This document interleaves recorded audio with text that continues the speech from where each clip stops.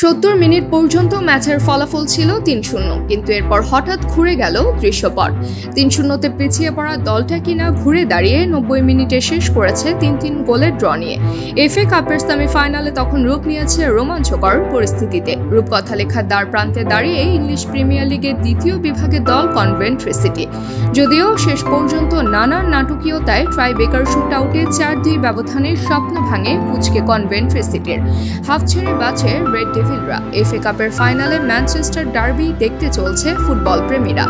যদিও tiebreaker shoot আউটে Brazilian midfielder ক্যাস্তেমারো ইউনাইটেডের প্রথম শট নিতে করে বসেন মিস। এরপর কনভেন্ট্রি সিটির প্রথম ২ শট জালে ঠিকানা খুঁজে পেলে পচা শামুকে পা কাটার ধেয়ে বসে ইউনাইটেড শিবিরে।